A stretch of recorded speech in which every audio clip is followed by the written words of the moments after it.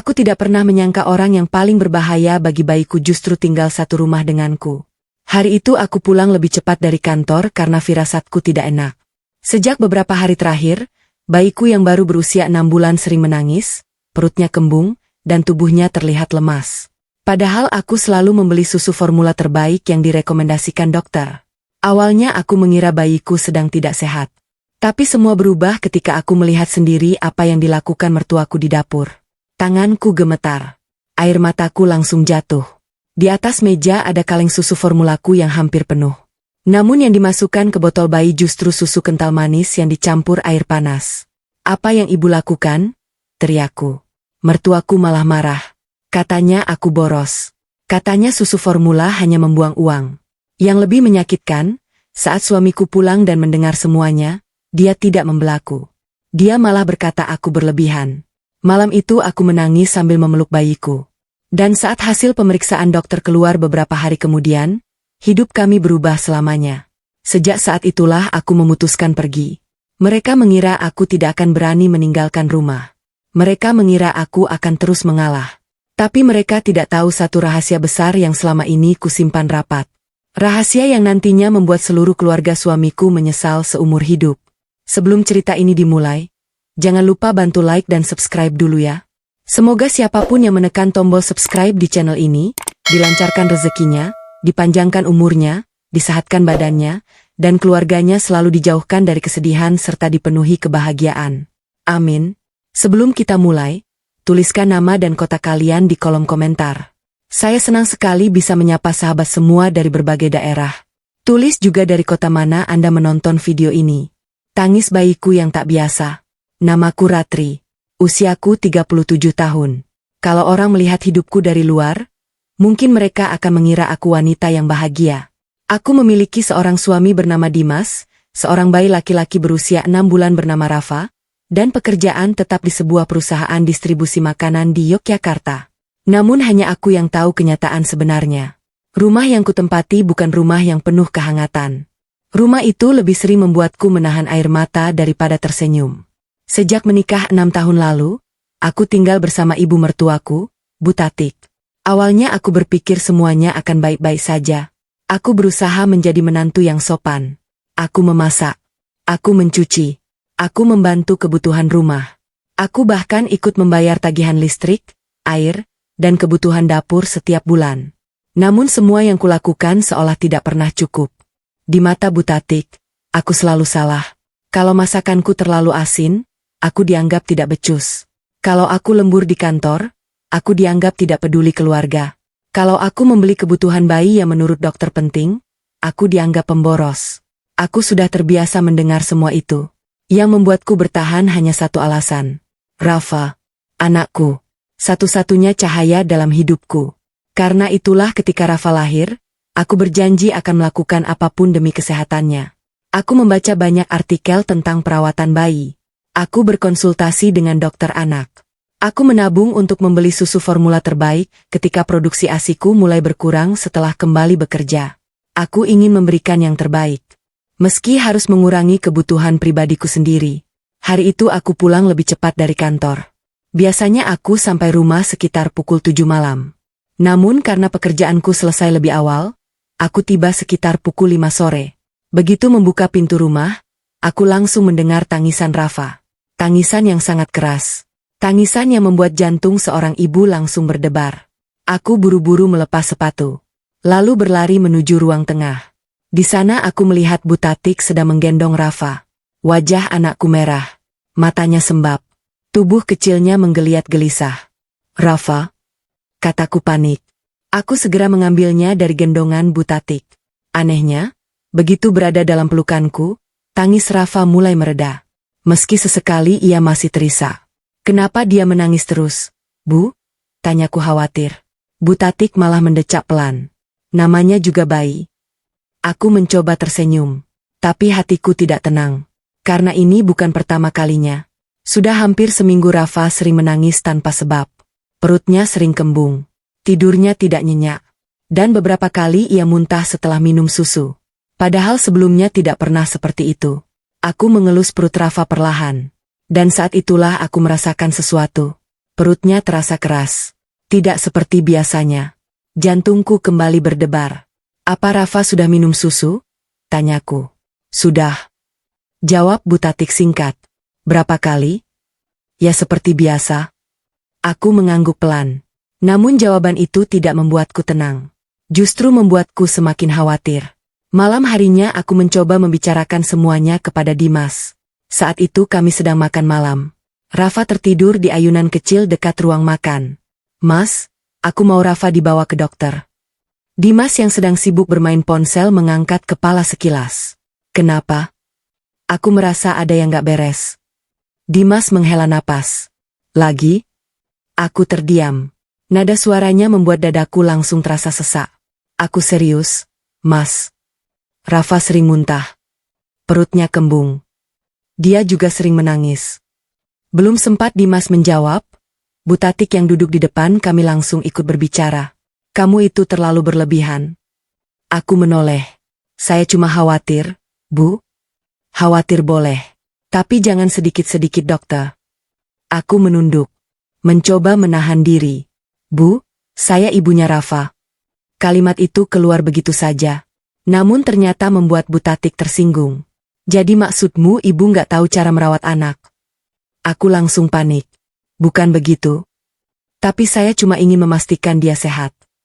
Butatik meletakkan sendoknya dengan keras. Ibu membesarkan 3 anak tanpa macam-macam.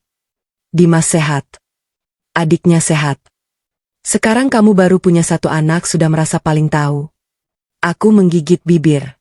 Menahan air mata yang mulai memenuhi pelupuk mata. Dan yang paling menyakitkan, Dimas tidak membelaku. Sama sekali tidak. Dia hanya berkata, sudahlah, Ibu juga cuma khawatir. Aku langsung kehilangan selera makan. Karena lagi-lagi aku sendirian. Sebagai seorang ibu. Sebagai seorang istri, tidak ada yang mendengarkan kekhawatiranku. Malam itu aku masuk kamar lebih awal. Aku memeluk Rafa sambil menahan tangis. Kulihat wajah kecilnya yang tertidur. Dadaku terasa nyeri. Karena firasatku semakin kuat. Ada sesuatu yang tidak beres. Sesuatu yang belum ku ketahui. Saat sedang mengganti popoknya, aku mencium aroma aneh dari mulut Rafa. Aku berhenti. Lalu mencoba mencium lagi. Benar. Ada aroma yang berbeda. Aroma yang tidak pernah kucium sebelumnya. Aku menoleh ke arah botol susu yang berada di atas meja. Botol yang tadi digunakan Butatik untuk memberi minum Rafa. Perasaanku tiba-tiba tidak tenang. Sangat tidak tenang. Aku mengambil botol itu. Mengamatinya pelan. Dan saat melihat sisa cairan putih di dasar botol, hatiku mulai dipenuhi kecurigaan. Karena warna susu itu terlihat sedikit berbeda dari biasanya. Aku menatap botol itu lama. Sangat lama. Lalu tanpa sadar berbisik pelan. Sebetulnya apa yang terjadi sama anakku? Dan aku sama sekali tidak tahu. Bahwa keesokan paginya aku akan melihat sesuatu di dapur yang membuat seluruh hidupku berubah. Aku memergoki sesuatu di dapur. Malam itu aku hampir tidak bisa tidur. Meski tubuhku lelah setelah bekerja seharian, pikiranku terus memikirkan Rafa. Botol susu yang kulihat sebelum tidur terus terbayang di kepalaku. Ada sesuatu yang terasa aneh. Sesuatu yang tidak bisa kujelaskan. Namun sebagai seorang ibu, aku tahu firasat seperti itu tidak boleh diabaikan. Beberapa kali aku terbangun untuk memeriksa Rafa. Aku mengusap dahinya. Mengelus rambut tipisnya. Memastikan napasnya tetap normal. Setiap kali melihat wajah mungilnya, dadaku terasa hangat sekaligus sedih. Karena aku takut. Takut sesuatu terjadi pada anakku. Dan yang lebih membuatku takut, aku tidak tahu penyebabnya. Pagi harinya aku bangun lebih awal. Biasanya aku berangkat kerja pukul 7. Namun hari itu aku sengaja bersiap lebih cepat. Aku ingin mengamati keadaan rumah sebelum berangkat. Entah kenapa hatiku terus mengatakan bahwa ada sesuatu yang disembunyikan dariku. Saat keluar kamar, aku melihat Rafa masih tertidur. Sedangkan Dimas sudah mandi dan sedang bersiap kerja. Seperti biasa, dia tampak tergesa-gesa. Mas. Panggilku. Iya. Aku serius soal Rafa. Dimas menghela napas. Seolah pembicaraan itu sudah membuatnya lelah. Aku rasa kamu terlalu cemas. Aku langsung terdiam. Kalimat itu lagi. Selalu kalimat itu. Setiap kali aku mengkhawatirkan anakku. Setiap kali aku merasa ada sesuatu yang salah, aku selalu dianggap berlebihan. Aku ibunya, Mas. Kataku pelan. Aku tahu kapan anakku baik-baik saja dan kapan tidak. Dimas memasukkan dompet ke saku celananya. Lalu berkata, ibu juga sayang sama Rafa. Tidak mungkin ibu melakukan hal buruk. Aku membeku. Karena aku tidak pernah menuduh siapapun. Tapi entah kenapa Dimas langsung membela ibunya. Seolah dia sudah tahu apa yang sedang kupikirkan. Sebelum aku sempat menjawab, dia sudah keluar rumah. Meninggalkanku dengan perasaan yang semakin tidak nyaman. Sekitar setengah jam kemudian aku berpura-pura berangkat kerja. Aku keluar rumah seperti biasa. Namun aku tidak benar-benar pergi. Aku menunggu di luar beberapa menit. Lalu masuk kembali melalui pintu samping yang biasa digunakan untuk menjemur pakaian. Rumah sangat tenang. Bu Tatik tidak tahu aku kembali. Aku berjalan perlahan menuju dapur. Dan saat itulah aku mendengar suara Bu Tatik berbicara sendiri. Kalau ikut kemauan Ratri, uang habis cuma buat beli susu. Aku langsung berhenti. Jantungku mulai berdebar. Karena aku mendengar namaku disebut. Aku mengintip dari balik tembok dapur. Dan apa yang kulihat membuat tubuhku membeku. Di atas meja ada 2 kaleng. Kaleng pertama adalah susu formula Rafa. Kaleng yang harganya cukup mahal karena direkomendasikan dokter. Kaleng kedua adalah susu kental manis. Bu Tatik mengambil botol susu Rafa. Lalu membuka kaleng susu kental manis. Tanganku langsung gemetar. Aku masih berharap aku salah paham. Masih berharap ada penjelasan lain. Namun beberapa detik kemudian, aku melihat sendiri cairan kental berwarna putih dituangkan ke dalam gelas. Dicampur air panas. Lalu diaduk. Napasku langsung tercekat. Karena aku tahu persis apa yang sedang kulihat. Aku tahu itu bukan susu formula. Aku tahu itu bukan makanan yang direkomendasikan untuk bayi. Dan yang paling menyakitkan, itu akan diberikan kepada anakku. Bu Tatik lalu mengambil botol susu. Menuangkan campuran itu ke dalamnya. Lalu berkata pelan sambil tersenyum. Yang penting kenyang. Air mataku langsung menggenang. Bukan karena marah. Tapi karena takut. Takut membayangkan selama ini Rafa minum apa. Takut membayangkan apa yang terjadi pada tubuh kecilnya. Takut membayangkan berapa lama hal ini sudah berlangsung. Saat itulah Rafa mulai menangis dari kamar. Bu Tatik segera mengambil botol susu itu. Dan berjalan menuju kamar. Aku langsung mengikuti dari belakang. Tubuhku gemetar hebat. Dadaku terasa sesak. Karena aku tahu, dalam hitungan detik aku harus menghadapi kenyataan yang selama ini tidak pernah kubayangkan. Aku melihat Bu Tatik menggendong Rafa. Lalu menyodorkan botol itu ke mulut anakku. Dan tepat saat itulah, aku tidak bisa diam lagi. Ibu sedang apa? Teriakku. Bu Tatik langsung terkejut. Botol susu hampir terlepas dari tangannya. Wajahnya berubah pucat. Sedangkan aku berdiri di ambang pintu dengan air mata yang mulai jatuh. Karena akhirnya, aku melihat sendiri siapa yang membuat anakku menderita selama ini. Aku akhirnya mengetahui siapa yang menyakiti anakku. Ibu sedang apa? Teriakku. Suaraku menggema di dalam kamar. Bu Tatik langsung menoleh dengan wajah pucat. Tangannya masih memegang botol susu yang beberapa detik lagi akan diberikan kepada Rafa. Sementara aku berdiri di depan pintu dengan napas memburu. Dadaku naik turun. Tanganku gemetar. Dan air mata sudah menggenang di pelupuk mataku. Untuk sesaat tidak ada yang berbicara. Hanya suara tangisan Rafa yang memenuhi ruangan. Tangisan yang tiba-tiba terasa sangat menyakitkan di telingaku. Karena sekarang aku tahu, anakku menangis bukan tanpa alasan. Tubuh kecilnya sedang berusaha memberitahu bahwa ada sesuatu yang salah. Dan aku terlambat menyadarinya. Ratri? Kata Bu Tatik gugup. Bukannya kamu sudah berangkat kerja? Aku tidak menjawab. Mataku tertuju pada botol susu yang ada di tangannya. Botol yang seharusnya berisi susu formula. Tapi kini aku tahu isinya bukan itu. Aku melangkah mendekat. 1 langkah. 2 langkah. Lalu mengambil botol itu dari tangannya. Tanganku langsung gemetar saat mencium aromanya. Karena aku mengenal aroma susu formula Rafa. Dan ini bukan aroma itu. Sama sekali bukan. Apa ini, Bu? Tanyaku dengan suara bergetar. Bu Tatik langsung mengalihkan pandangan. Itu susu. Aku tertawa kecil. Tertawa yang bercampur tangis. Karena jawaban itu membuatku semakin marah. Susu apa? Ibu cuma menambahkan sedikit. Dadaku langsung terasa sesak. Menambahkan apa? Bu Tatik mulai terlihat kesal. Mungkin karena merasa terpojok. Mungkin karena tidak menyangka aku akan memergokinya. Kenapa sih kamu ribut? Aku tanya ibu menambahkan apa? Suaraku mulai meninggi. Karena aku tidak sanggup lagi menahan diri. Saat itulah Bu Tatik akhirnya menjawab. Susu kental manis. Dunia seakan berhenti sesaat. Meski aku sudah melihatnya sendiri. Tetap saja mendengar pengakuan itu langsung membuat tubuhku lemas. Aku memeluk Rafa erat. Air mataku mulai jatuh. Karena aku tahu, susu kental manis bukan untuk bayi. Aku sudah membaca banyak artikel. Aku sudah berkonsultasi dengan dokter. Aku tahu itu tidak boleh diberikan sebagai pengganti susu formula. Apalagi untuk bayi seusia Rafa. Ibu sadar nggak yang ibu lakukan? Bu Tatik langsung mendecak. Alah. Zaman dulu semua anak juga minum begitu. Aku menatapnya tidak percaya. Bu, sekarang sudah beda. Dokter bilang. Belum sempat aku selesai bicara. Bu Tatik langsung memotong. Dokter. Kamu itu terlalu percaya dokter. Tangisku semakin deras. Karena yang sedang dibicarakan bukan uang. Bukan gengsi. Bukan pendapat. Tapi kesehatan anakku. Anakku. Darah dagingku. Saat itulah Rafa kembali menangis. Perut kecilnya terlihat kembung. Wajahnya memerah. Dan aku merasa hatiku hancur melihatnya. Karena sekarang semuanya masuk akal. Muntah. Sulit tidur. Menangis terus. Perut kembung. Semuanya mulai masuk akal.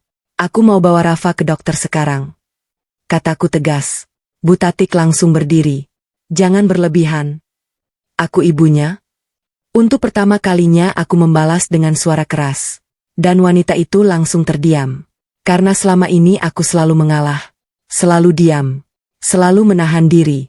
Namun kali ini yang dipertaruhkan adalah anakku. Aku tidak peduli lagi. Saat itulah ponselku berbunyi. Dimas menelepon. Tanganku langsung bergetar saat mengangkatnya. Mas. Kenapa suaramu? Aku menarik napas panjang. Lalu berkata. Mas. Aku baru memergoki ibu mengganti susu formula Rafa dengan susu kental manis. Beberapa detik hening. Aku menunggu. Menunggu suamiku marah. Menunggu dia membela anaknya. Menunggu dia mengatakan bahwa ini salah. Namun jawaban yang keluar membuat seluruh tubuhku membeku. Susu kental manis doang kan? Aku langsung kehilangan kata-kata. Apa? Susu kental manis doang? Ulangku lirih. Iya. Jawabnya santai. Mungkin ibu cuma mau hemat. Air mataku langsung mengalir deras. Karena ternyata, bukan hanya mertuaku yang tidak menganggap ini masalah. Tapi juga ayah dari anakku sendiri. Dan saat itulah aku sadar. Aku sedang berjuang sendirian. Benar-benar sendirian. Namun aku belum tahu, bahwa hasil pemeriksaan dokter nanti akan membuatku semakin hancur. Dan membuat Dimas menyesal seumur hidupnya. Suamiku memilih membela ibunya. Aku duduk di ruang tunggu klinik sambil memeluk Rafa. Tanganku terus mengusap punggung kecilnya. Sesekali ia merengek pelan. Wajahnya terlihat lemas. Dan setiap kali melihatnya, hatiku terasa seperti diremas. Di sampingku, Dimas duduk sambil memainkan ponselnya. Sedangkan Bu Tatik duduk dengan wajah kesal. Sejak kami berangkat dari rumah, tidak ada satupun dari mereka yang terlihat benar-benar khawatir. Seolah yang terjadi hanyalah masalah kecil. Seolah yang dipertaruhkan bukan kesehatan seorang bayi. Aku sendiri yang terus gelisah. Aku sendiri yang terus berdoa. Aku sendiri yang berharap tidak terjadi sesuatu yang serius pada anakku. Tidak lama kemudian nama Rafa dipanggil. Aku langsung masuk ke ruang dokter. Dokter Surya menyambut kami dengan ramah. Beliau sudah beberapa kali menangani Rafa sejak lahir. Ada keluhan apa, Bu Ratri? Aku langsung menceritakan semuanya. Tentang muntah. Tentang perut kembung, tentang sulit tidur, dan tentang susu kental manis yang diberikan kepada Rafa. Saat mendengar bagian terakhir itu, wajah dokter langsung berubah serius. Sangat serius. Beliau menoleh ke arah Bu Tatik, lalu ke arah Dimas. Kemudian kembali menatapku. Sudah berapa lama bayi diberi susu kental manis? Aku menggeleng. Saya baru tahu hari ini, Dok. Dokter menarik napas panjang. Kemudian mulai memeriksa Rafa dengan teliti. Ruangan menjadi sangat sunyi. Aku bahkan bisa mendengar detak jantungku sendiri. Setelah pemeriksaan selesai, dokter meletakkan stetoskopnya. Lalu berkata dengan nada tegas, bayi seusia Rafa tidak boleh diberi susu kental manis sebagai pengganti susu formula. Bu Tatik langsung terlihat tidak nyaman. Tapi zaman dulu, dokter langsung memotong dengan sopan. Maaf Bu, dulu dan sekarang berbeda. Susu kental manis bukan susu untuk kebutuhan utama bayi. Produk itu mengandung gula tinggi dan tidak dirancang untuk memenuhi kebutuhan nutrisi bayi. Aku menggigit bibir, karena apa yang kukhawatirkan ternyata benar. Dan yang lebih menyakitkan, aku harus mendengar semua ini di depan orang-orang yang sebelumnya menganggapku berlebihan. Dokter melanjutkan, untung kondisinya belum sampai tahap berbahaya. Aku langsung mengembuskan napas lega. Namun dokter belum selesai. Kalau dibiarkan terus berlangsung, dampaknya bisa lebih serius. Tubuhku langsung melemas. Aku memeluk Rafa semakin erat. Sementara Bu Tatik mulai mengalihkan pandangan. Dan Dimas terlihat gelisah. Aku berharap, sangat berharap. Setelah mendengar penjelasan dokter, suamiku akhirnya sadar. Aku berharap dia akan menegur ibunya. Aku berharap dia akan membelaku. Aku berharap dia akan berdiri di sampingku sebagai ayah Rafa. Namun harapan itu hancur saat kami keluar dari ruang pemeriksaan. Begitu sampai di parkiran klinik, Bu Tatik langsung berbicara lebih dulu. Tuh kan? Akhirnya nggak ada apa-apa. Aku langsung menoleh. Tidak percaya dengan apa yang baru saja kudengar. Nggak ada apa-apa? Bu Tatik mengangguk. Dokternya sendiri bilang belum bahaya. Dadaku langsung terasa panas. Karena beliau sama sekali tidak merasa bersalah. Tidak sedikit pun. Saat itulah aku menoleh kepada Dimas. Mas. Iya? Kamu dengar sendiri kan tadi? Dimas menghela napas panjang. Lalu berkata, sudahlah Erate. Aku membeku. Karena aku mengenal nada suara itu. Nada suara yang selalu muncul ketika dia akan membela ibunya. Ibu nggak sengaja. Air mataku langsung menggenang. Nggak sengaja? Dia sengaja mengganti susu Rafa. Itu bukan kecelakaan. Itu keputusan. Namun Dimas justru terlihat kesal. Kamu kenapa sih selalu memperbesar masalah? Kalimat itu menghantamku lebih keras daripada apapun. Karena yang sedang kubela bukan diriku. Bukan egoku. Bukan perasaanku. Melainkan anak kami. Anak kami sendiri. Kalau yang terjadi sama Rafa lebih parah gimana? Tanyaku sambil menangis. Kan belum terjadi. Jawab Dimas. Aku langsung terdiam. Benar-benar terdiam. Karena saat itu aku sadar sesuatu. Suamiku tidak mengerti. Dan mungkin tidak mau mengerti. Baginya perasaan ibunya lebih penting daripada keselamatan anaknya sendiri. Perjalanan pulang terasa sangat panjang. Tidak ada yang berbicara. Aku memeluk Rafa sepanjang jalan. Sementara di dalam hatiku, ada sesuatu yang mulai retak. Sesuatu yang selama ini berusaha kupertahankan. Kepercayaanku kepada Dimas. Malam harinya aku masuk ke kamar lebih awal. Aku memberi Rafa susu formula yang benar. Lalu menidurkannya di sampingku. Saat sedang merapikan tas bayi, aku menemukan sesuatu yang membuatku kembali membeku. Di dasar lemari penyimpanan susu, ada 3 kaleng susu formula yang masih hampir penuh. Namun semuanya sudah dibuka. Dan isinya terlihat jauh berkurang dari yang seharusnya. Padahal aku baru membelinya beberapa hari lalu. Jantungku langsung berdebar keras. Karena tiba-tiba sebuah pertanyaan muncul di kepalaku. Kalau Rafa tidak meminum susu formula itu, lalu kemana perginya semua susu yang hilang? Dan pertanyaan itu akan membawaku pada rahasia lain yang jauh lebih mengejutkan. Kemana perginya susu anakku? Malam itu aku tidak bisa tidur. Pikiranku terus memikirkan 3 kaleng susu formula yang kusimpan di lemari dapur. Aku tahu persis kapan membelinya. Aku juga tahu berapa banyak yang sudah digunakan untuk Rafa. Karena selama ini aku yang selalu menghitung kebutuhan anakku. Aku yang bekerja. Aku yang menyisihkan gaji. Aku yang membeli semua perlengkapan bayi. Dan karena itulah aku yakin, ada yang tidak beres. Saat Dimas sudah tertidur, aku kembali membuka lemari penyimpanan susu. Aku membawa salah satu kaleng ke kamar. Lalu mulai menghitung tanggal pembelian yang masih kusimpan di aplikasi belanja. Semakin lama aku menghitung, semakin dingin tubuhku. Karena jumlah susu yang hilang tidak masuk akal. Sangat tidak masuk akal.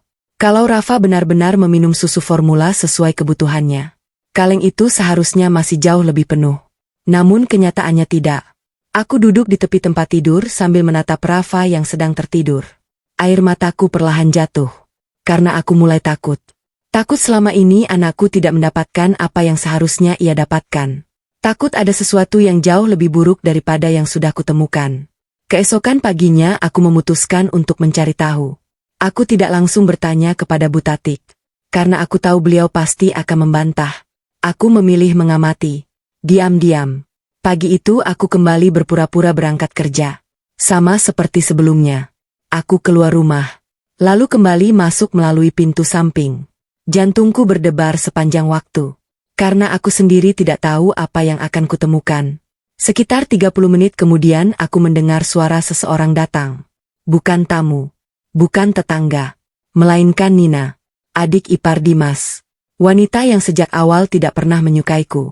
Setiap kali datang ke rumah, selalu ada saja sindiran yang keluar dari mulutnya. Bu? Suara Nina terdengar dari dapur. Iya? Jawab Bu Tatik. Ada lagi enggak? Aku mengernyit. Ada lagi apa? Lalu aku mendengar suara kaleng dibuka. Dan beberapa detik kemudian, aku melihat sesuatu yang membuatku membeku. Bu Tatik menyerahkan satu kantong plastik besar kepada Nina. Di dalamnya ada susu formula Rafa. Susu formula yang kubeli untuk anakku. Tanganku langsung gemetar. Karena sekarang semuanya mulai jelas. Susu itu tidak habis diminum Rafa. Susu itu diberikan kepada orang lain. Aman kan Bu? Tanya Nina. Bu Tatik tersenyum. Aman? Ratri nggak bakal tahu. Dadaku langsung terasa seperti ditusuk. Karena orang yang selama ini menyakiti anakku ternyata bukan satu orang. Tapi dua orang.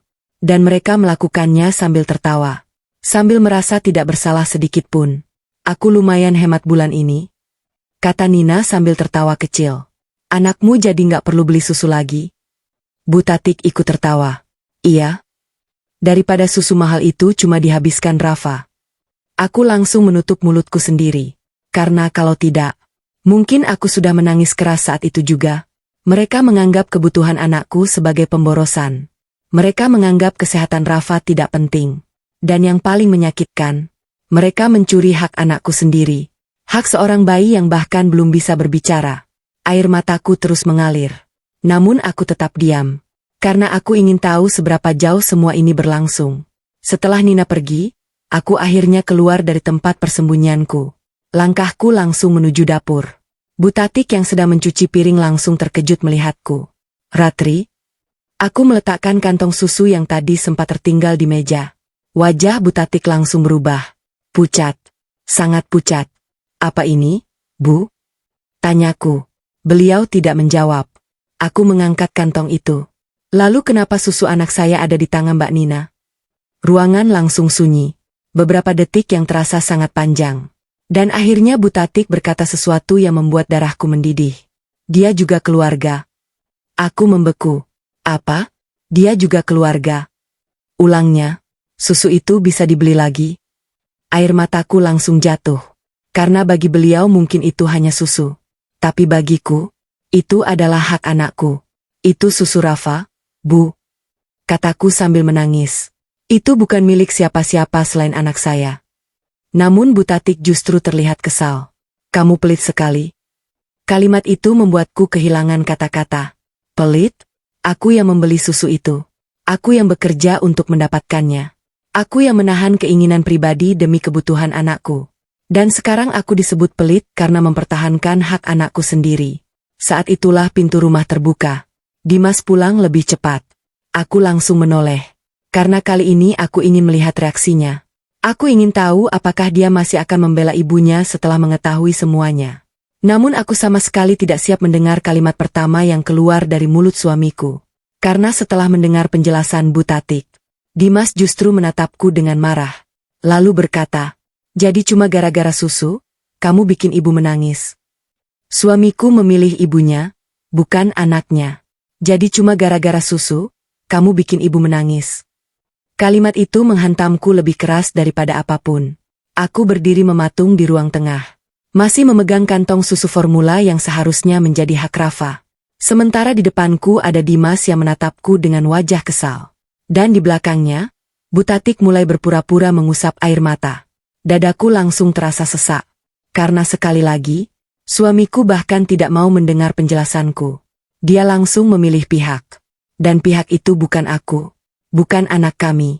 Melainkan ibunya. Dimas. Kataku pelan. Kamu tahu nggak apa yang sebenarnya terjadi? Dimas menghela napas panjang. Aku sudah dengar semuanya. Aku membeku. Mendengar semuanya? Dari siapa? Tentu saja dari Butatik. Karena dia bahkan belum sempat mendengarkan versiku. Kalau memang susu itu dipakai Nina, memang kenapa? Katanya, air mataku langsung menggenang. Karena ternyata dia benar-benar tidak mengerti. Atau mungkin tidak mau mengerti. Itu susu Rafa. Jawabku, Nina juga punya anak. Aku langsung tertawa kecil. Tertawa yang bercampur rasa sakit. Karena logika seperti itu tidak masuk akal bagiku. Kalau Nina punya anak, kenapa bukan dia yang beli? Wajah Dimas langsung berubah. Sementara Butatik buru-buru menyela. Tuh kan?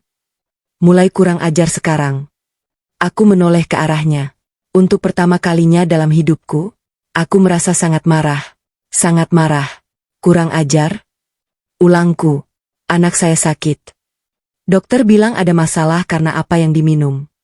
Susu anak saya diberikan ke orang lain. Dan sekarang saya yang dibilang kurang ajar. Ruangan langsung sunyi. Aku menangis. Tapi bukan tangisan lemah seperti biasanya. Ini tangisan seorang ibu yang hatinya hancur. Karena melihat anaknya menjadi korban. Saat itulah Dimas mulai meninggikan suara. Kamu kenapa sih selalu bikin masalah? Aku membeku. Membuat masalah? Aku? Yang membeli susu? Yang bekerja? Yang begadang setiap malam menjaga Rafa? Yang berlari ke dokter saat anak kami sakit? Aku yang membuat masalah? Mas. Kataku pelan. Kamu sadar nggak apa yang kamu omongin? Dimas langsung membuang muka. Dan tindakan itu justru membuat hatiku semakin sakit. Karena aku tahu, dia sadar. Tapi dia memilih diam. Memilih ibunya. Saat itulah Rafa mulai menangis dari kamar. Tangisan yang semakin hari semakin sering terdengar. Aku langsung berlari menghampirinya.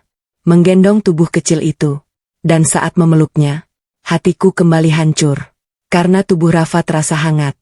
Sangat hangat. Aku langsung panik. Mas. Teriakku. Dimas masuk ke kamar. Apa? Badannya panas. Wajahku mulai pucat. Karena beberapa hari terakhir kondisi Rafa memang tidak baik.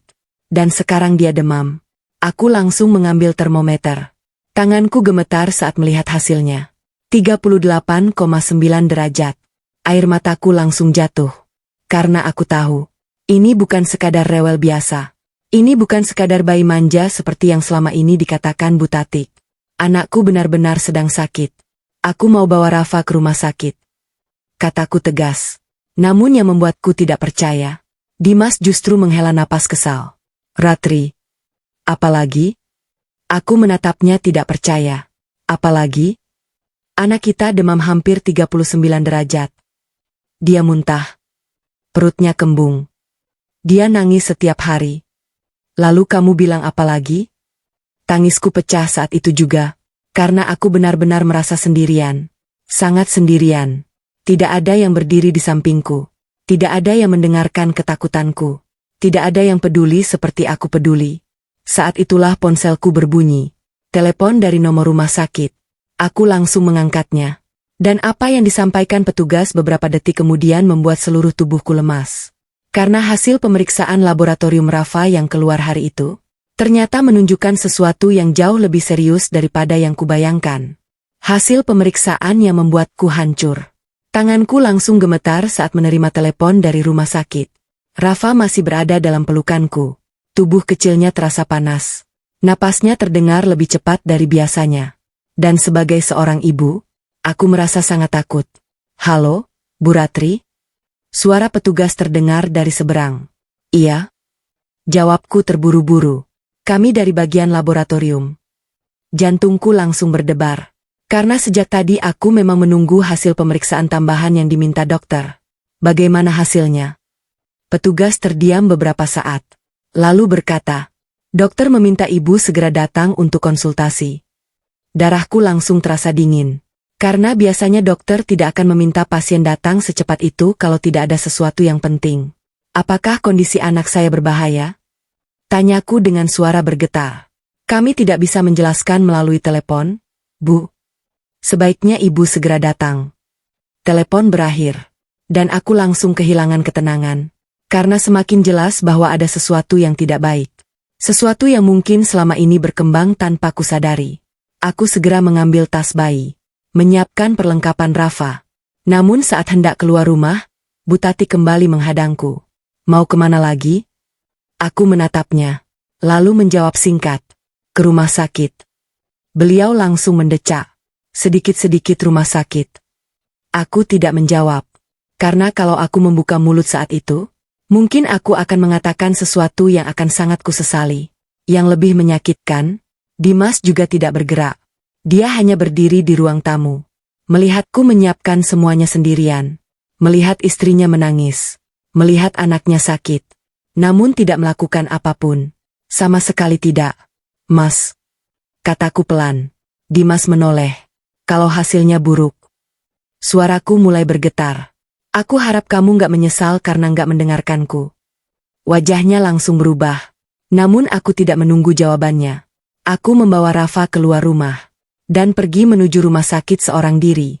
Sepanjang perjalanan aku terus memeluk anakku. Air mataku jatuh berkali-kali. Karena aku tidak bisa berhenti berpikir. Bagaimana kalau terjadi sesuatu? Bagaimana kalau aku terlambat? Bagaimana kalau semua yang kulihat selama ini ternyata sudah memberikan dampak pada tubuh kecilnya? Sesampainya di rumah sakit, Dokter Surya sudah menungguku. Wajah beliau terlihat jauh lebih serius dibanding sebelumnya. Dan itu membuatku semakin takut. Silakan duduk, Bu Ratri. Aku duduk sambil menggendong Rafa. Tanganku dingin. Jantungku berdetak sangat cepat. Dok. Iya. Bagaimana hasilnya? Dokter membuka berkas pemeriksaan. Lalu menghela napas panjang. Pertama, saya ingin Ibu tenang dulu. Kalimat itu justru membuatku semakin panik. Karena biasanya kalimat seperti itu diucapkan sebelum kabar buruk. Dokter, tolong jujur saja. Kataku sambil menangis. Saya siap mendengar. Dokter mengangguk perlahan. Lambung dan pencernaan Rafa mengalami iritasi. Air mataku langsung jatuh.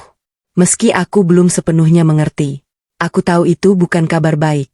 Salah satu penyebab yang sangat mungkin adalah konsumsi yang tidak sesuai untuk usianya.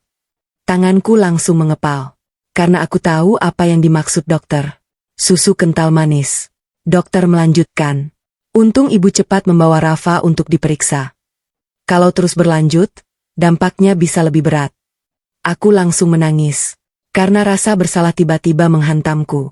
Sebagai ibu aku merasa gagal. Aku merasa tidak cukup cepat melindunginya. Padahal aku selalu berusaha melakukan yang terbaik. Saat itulah dokter memberikan beberapa lembar hasil pemeriksaan. Dan satu kalimat yang keluar setelahnya membuatku membeku. Bu Ratri? Iya dok. Sebenarnya ada hal lain yang ingin saya sampaikan. Aku mengangkat kepala. Dan firasat buruk kembali muncul. Karena wajah dokter berubah. Berbeda. Lebih serius dari sebelumnya. Ada sesuatu yang kami temukan saat memeriksa data kesehatan Rafa. Dadaku langsung berdebar. Apa itu? Dokter membuka satu berkas lain. Lalu berkata perlahan. Temuan ini membuat saya perlu menanyakan sesuatu tentang keluarga Ibu. Aku langsung mengernyit. Keluargaku? Apa hubungannya dengan Rafa? Dan saat dokter menyebut nama seseorang yang sudah bertahun-tahun tidak pernah kudengar. Seluruh tubuhku langsung membeku. Karena nama itu adalah nama ayah kandungku. Ayah yang selama ini kukira tidak meninggalkan rahasia apapun. Nama ayahku yang tiba-tiba muncul kembali. Aku langsung membeku. Tubuhku terasa dingin. Sementara Dokter Surya masih memegang berkas pemeriksaan di tangannya. Dan nama yang baru saja beliau sebut membuat jantungku berdetak sangat keras. Nama ayahku. Nama yang sudah bertahun-tahun tidak pernah kudengar lagi. Nama yang selama ini hanya tersimpan dalam kenangan. Apa dok? Tanyaku pelan. Maksud dokter apa? Dokter terlihat ragu-ragu. Seolah sedang memilih kata yang tepat. Lalu beliau duduk lebih dekat. Bu Ratri. Iya? Sebelum menjelaskan, saya ingin memastikan sesuatu. Aku mengangguk perlahan. Apakah ayah ibu bernama Haryono? Tanganku langsung gemetar. Karena itu memang nama ayahku. Ayah yang meninggal saat aku masih berusia 20 tahun. Ayah yang membesarkanku seorang diri setelah ibuku meninggal. Ayah yang selalu hidup sederhana. Ayah yang bekerja keras sampai akhir hayatnya. Iya? Jawabku lirih. Itu ayah saya. Dokter mengangguk pelan. Lalu membuka berkas lain. Dan semakin lama aku melihat wajahnya, semakin tidak tenang perasaanku. Kenapa dokter tahu nama ayah saya? Dokter menghela napas panjang. Karena nama beliau muncul dalam data yang baru kami terima pagi ini. Aku semakin bingung. Data apa? Apa hubungannya dengan Rafa? Apa hubungannya dengan rumah sakit? Aku tidak mengerti. Kataku. Dokter lalu menyerahkan satu lembar fotokopi dokumen. Aku menerimanya dengan tangan gemetar. Dan saat membaca bagian atas dokumen itu, mataku langsung membelalak. Karena tertulis sebuah nama yayasan kesehatan besar. Di bawahnya ada daftar penerima manfaat. Dan di salah satu kolom, ada nama ayahku. Apa ini? Dokter menatapku. Beberapa minggu lalu rumah sakit kami menerima pembaruan data dari yayasan tersebut. Ada program bantuan kesehatan keluarga. Dan nama Rafa muncul sebagai salah satu ahli waris penerima manfaat. Aku langsung kehilangan kata-kata. Ahli waris? Penerima manfaat? Rafa? Anakku?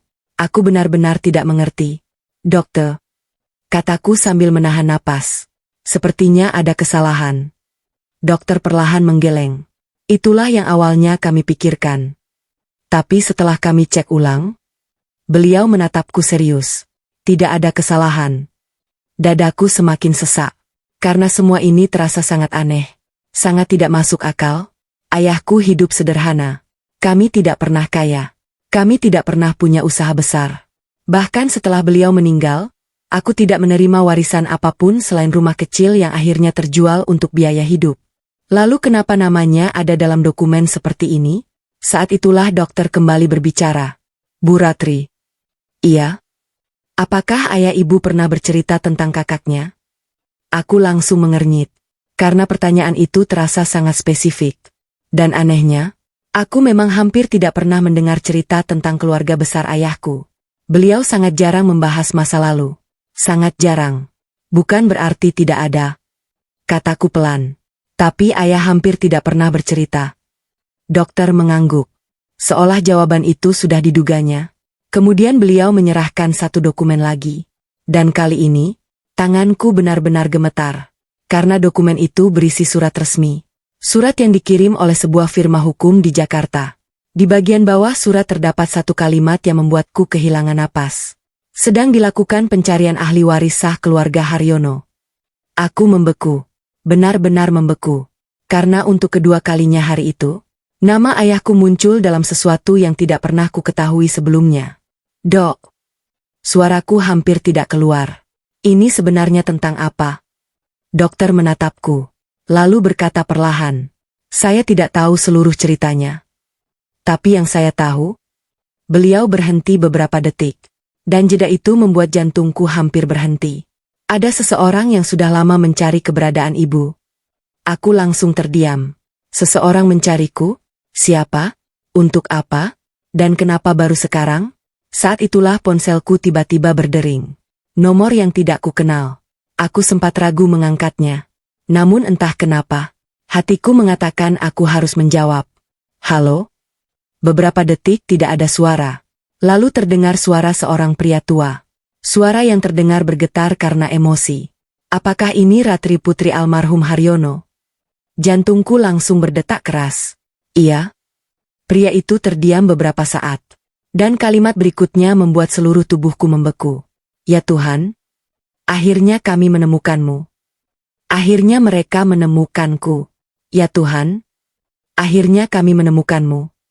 Tanganku langsung gemetar. Ponsel hampir terlepas dari genggamanku. Aku berdiri di sudut ruang konsultasi rumah sakit sambil menatap kosong ke depan. Sementara suara pria tua itu terdengar bergetar di seberang telepon. Untuk beberapa detik aku tidak mampu menjawab. Karena semuanya terjadi terlalu cepat.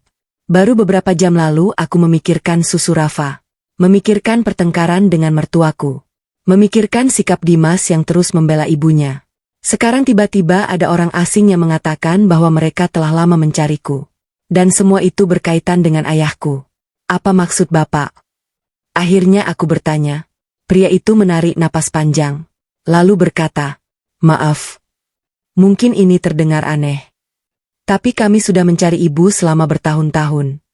Dadaku mulai berdebar semakin keras. "Siapa bapak?" "Saya Surono. Teman lama kakak ayahmu." Aku langsung mengernyit. Karena kalimat itu terasa asing. Sangat asing. Aku bahkan tidak tahu ayahku memiliki kakak. Sepanjang hidupku, ayah hampir tidak pernah membicarakan keluarganya. "Kakak ayah saya?" "Iya." Jawaban itu membuatku semakin bingung. Karena selama ini aku selalu percaya bahwa keluarga kami kecil. Sangat kecil. Tidak pernah ada paman. Tidak pernah ada saudara jauh. Tidak pernah ada cerita tentang keluarga besar. Namun sekarang, semuanya berubah. "Bapak salah orang," kataku pelan. "Tidak," jawab pria itu tegas. "Kami sudah memverifikasi semuanya. Kami yakin kamu adalah orang yang kami cari." Tanganku semakin dingin. Karena nada suaranya terdengar sangat yakin. Sangat yakin. Saat itulah Dokter Surya memberi isyarat agar aku tetap tenang. Beliau sepertinya juga penasaran. Sama penasarannya denganku. "Apa sebenarnya yang Bapak inginkan?" tanyaku. Pria itu terdiam beberapa saat. Lalu berkata, "Kami ingin bertemu." Aku langsung membeku. "Bertemu? Untuk apa? Setelah puluhan tahun? Setelah ayah meninggal? Setelah aku hidup sendirian selama ini? Kenapa sekarang? Kenapa bukan dulu?" "Aku tidak mengerti," kataku. Pria itu terdengar sedih. Sangat sedih. "Kalau boleh jujur, kami juga baru mengetahui keberadaanmu beberapa minggu terakhir." Dadaku terasa sesak.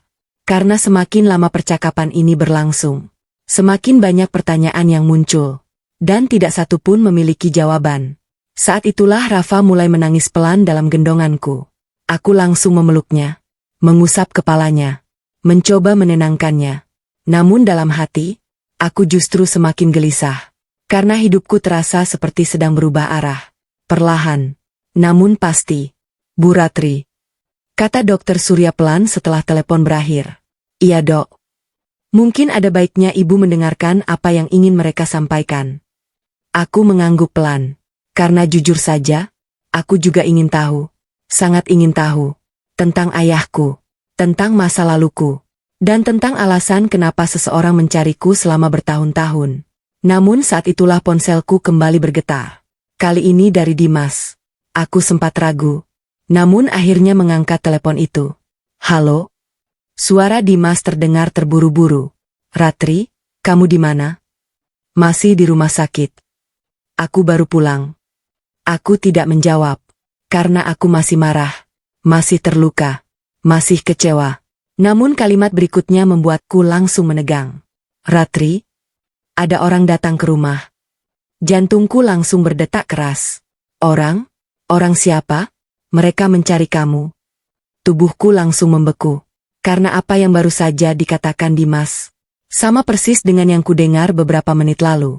Mereka bilang mereka keluarga ayahmu. Aku kehilangan napas. Karena ternyata ini bukan kebetulan. Sama sekali bukan. Dan Dimas belum selesai berbicara. Karena dengan suara yang terdengar panik, ia melanjutkan. "Ratri?" "Iya." "Bu Tatik pingsan setelah mendengar siapa sebenarnya keluargamu." "Mertuaku pingsan saat mengetahui siapa aku sebenarnya." "Bu Tatik pingsan setelah mendengar siapa sebenarnya keluargamu." Aku langsung membeku. Tubuhku terasa dingin. Sementara Rafa masih berada dalam pelukanku. Dan kalimat yang baru saja diucapkan Dimas membuat jantungku berdetak sangat keras. "Apa maksudmu?" tanyaku pelan. Dimas terdengar gugup. "Sebaiknya kamu pulang dulu. Ada banyak orang di rumah. Pengacara juga ada." Aku langsung mengernyit. "Pengacara? Apa hubungannya keluargaku dengan pengacara? Dan kenapa sampai membuat Bu Tatik pingsan?" "Mas, jelaskan dulu." Namun Dimas terdengar semakin panik. "Aku nggak bisa jelasin lewat telepon. Pokoknya cepat pulang." Telepon terputus. Aku berdiri diam. Pikiran terasa kacau. Karena dalam satu hari hidupku berubah berkali-kali. Pagi tadi aku hanya seorang ibu yang khawatir terhadap anaknya. Siangnya aku mengetahui ada orang yang mencariku. Dan sekarang, tiba-tiba muncul keluarga ayahku yang tidak pernah ku kenal. Saat itulah Dokter Surya menatapku. Semuanya baik-baik saja? Aku menggeleng pelan. Sejujurnya saya tidak tahu, Dok. Karena memang itulah kenyataannya. Aku benar-benar tidak tahu apa yang sedang terjadi. Namun satu hal yang pasti, aku harus pulang. Aku harus melihat semuanya sendiri. Setelah mengambil obat untuk Rafa, aku segera menuju rumah. Sepanjang perjalanan pikiranku terus dipenuhi berbagai kemungkinan. Siapa orang-orang itu? Apa yang mereka inginkan? Kenapa baru sekarang mereka datang? Dan yang paling penting, apa yang sebenarnya disembunyikan ayahku selama ini? Sekitar 1 jam kemudian aku tiba di rumah. Dan pemandangan yang kulihat langsung membuatku terdiam. Di depan rumah terparkir 3 mobil mewah. Bukan mobil biasa. Mobil yang bahkan belum pernah kulihat masuk ke lingkungan rumah kami. Jantungku langsung berdebar. Karena ini semakin terasa tidak nyata. Aku turun dari motor. Lalu berjalan perlahan menuju pintu rumah. Dan saat masuk ke ruang tamu, aku langsung melihat banyak orang. Beberapa pria berpakaian rapi. 2 orang wanita paruh baya. Seorang pria tua berusia sekitar 70 tahun. Dan seorang pengacara yang sedang memegang map dokumen. Begitu aku masuk, semua mata langsung tertuju kepadaku. Ruangan mendadak sunyi. Sangat sunyi. Aku bahkan bisa mendengar suara napasku sendiri. Saat itulah pria tua yang duduk di sofa perlahan berdiri. Tangannya terlihat gemetar. Matanya mulai berkaca-kaca. Dan ketika melihat wajahku, air mata langsung jatuh dari pipinya. Aku benar-benar tidak mengerti. Karena aku belum pernah melihat pria itu sebelumnya. Namun dia menatapku seperti seseorang yang sudah lama kehilangan sesuatu yang berharga. Ratri? Gumamnya. Suaranya bergetar. Sangat bergetar. Aku hanya berdiri diam. Tidak tahu harus bereaksi bagaimana. Pria itu perlahan mendekat. Lalu berkata, "Ya Allah, kamu benar-benar mirip ayahmu." Dadaku langsung terasa sesak.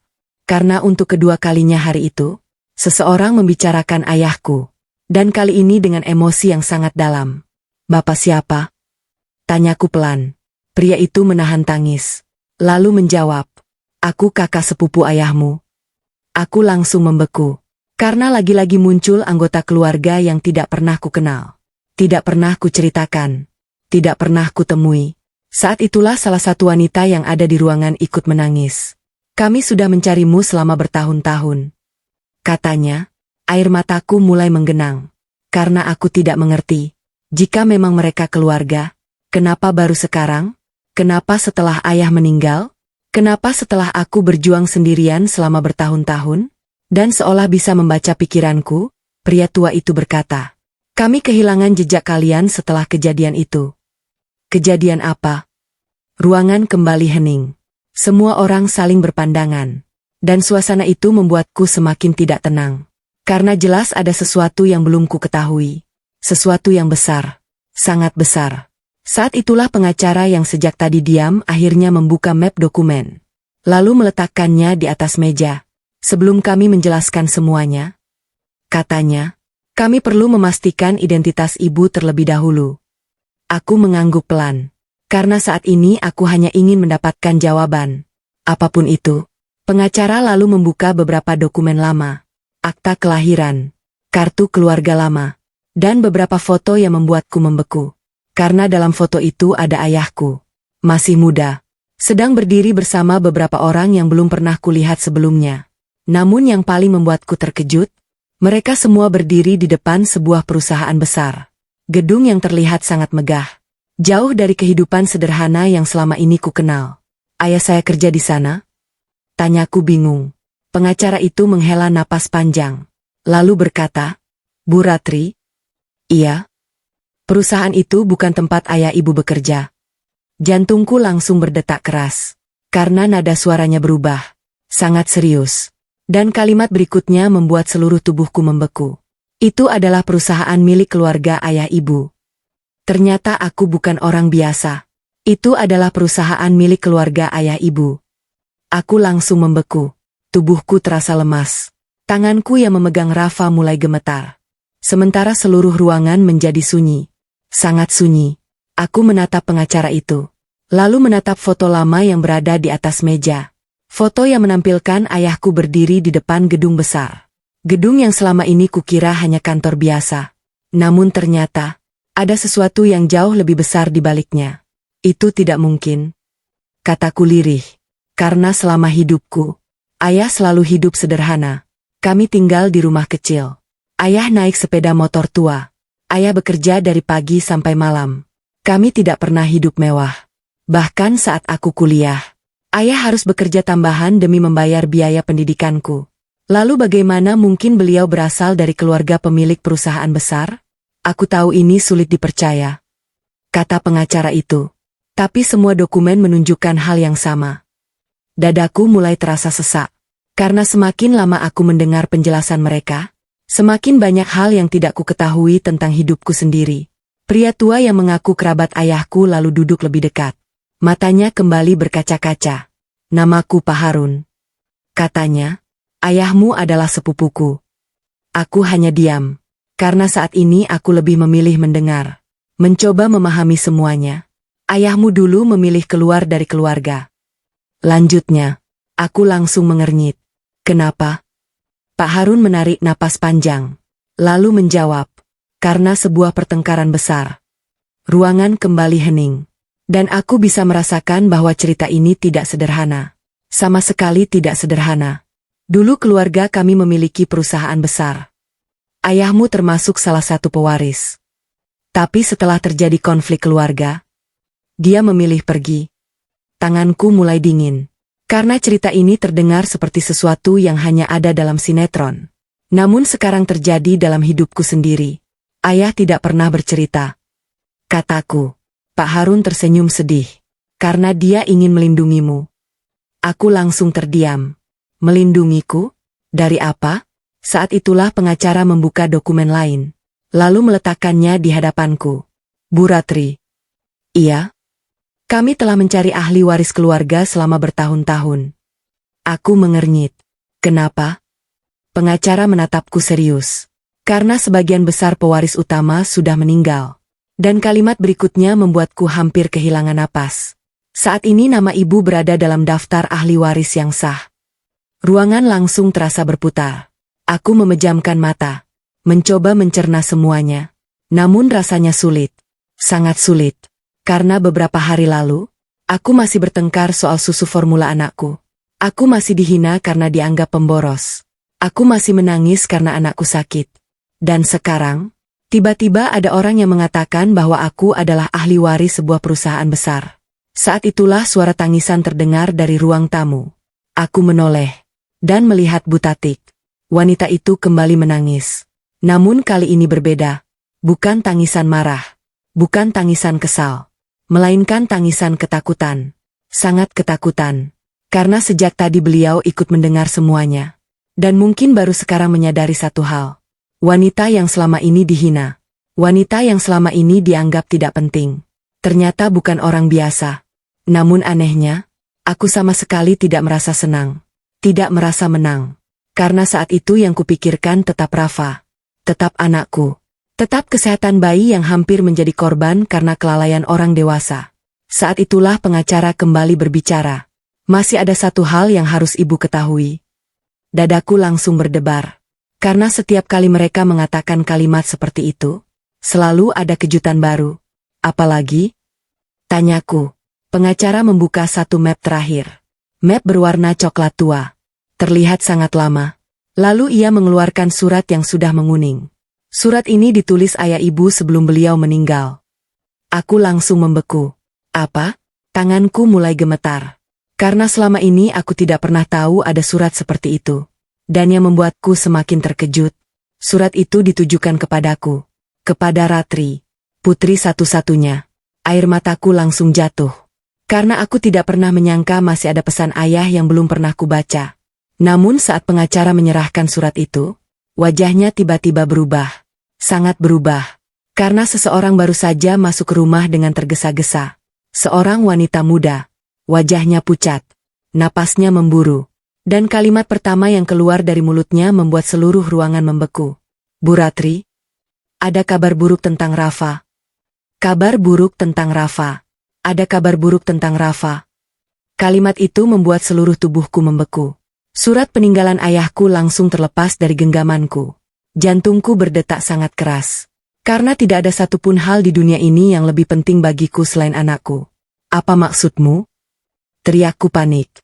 Wanita muda itu masih terengah-engah. Wajahnya pucat. Matanya penuh kecemasan. Ada telepon dari rumah sakit. Darahku langsung terasa dingin. Karena Rafa memang baru saja menjalani beberapa pemeriksaan tambahan. Namun dokter sebelumnya mengatakan kondisinya mulai membaik. Lalu kenapa tiba-tiba ada kabar buruk? Apa yang terjadi pada anakku? Wanita itu menelan ludah. Lalu berkata, Dokter Surya sedang mencari ibu. Ibu diminta datang sekarang juga. Aku langsung mengambil tas. Tanpa berpikir panjang. Tanpa peduli siapapun yang ada di ruangan itu. Saat itu aku hanya seorang ibu. Bukan ahli waris. Bukan pemilik perusahaan. Bukan siapa-siapa. Aku hanya ingin memastikan anakku baik-baik saja. Aku ikut. Kata Dimas. Aku menoleh. Untuk pertama kalinya sejak beberapa hari terakhir. Aku melihat ketakutan di wajahnya. Ketakutan seorang ayah. Namun luka di hatiku masih terlalu besar. Aku tidak menjawab. Aku langsung keluar rumah. Dan menuju rumah sakit. Sepanjang perjalanan pikiranku kacau. Sangat kacau. Aku terus berdoa. Terus memohon. Terus meminta agar Rafa baik-baik saja. Karena aku tidak sanggup membayangkan hidup tanpa anakku. Sesampainya di rumah sakit, Dokter Surya sudah menunggu. Wajah beliau terlihat serius. Sangat serius. Dan itu membuat lututku hampir lemas. Dok. Saya di sini. Dokter mengangguk pelan. Lalu mengajakku masuk ke ruang konsultasi. Ruangan itu terasa begitu sunyi. Sampai aku bisa mendengar suara napasku sendiri. Bagaimana keadaan Rafa? Tanyaku. Dokter tidak langsung menjawab. Beliau membuka beberapa berkas. Lalu berkata, Bu Ratri. Iya. Kami menemukan sesuatu saat melakukan pemeriksaan lanjutan. Air mataku mulai menggenang. Karena aku tahu, kalimat seperti itu jarang membawa kabar baik. Apa itu, Dok? Dokter menghela napas panjang. Rafa mengalami kekurangan nutrisi lebih berat dari yang kami perkirakan. Aku langsung menangis. Karena meskipun bukan kabar terburuk, tetap saja itu menyakitkan. Sangat menyakitkan. Anakku menderita. Dan aku tidak menyadarinya lebih cepat. Apakah dia akan sembuh? Tanyaku sambil terisak. Dokter mengangguk. Kalau ditangani dengan benar, peluangnya sangat baik. Aku langsung memejamkan mata. Mengucap syukur dalam hati. Namun dokter belum selesai. Karena wajahnya kembali berubah serius. Ada hal lain yang perlu ibu ketahui. Dadaku kembali berdebar. Karena hari itu rasanya tidak pernah berhenti memberi kejutan.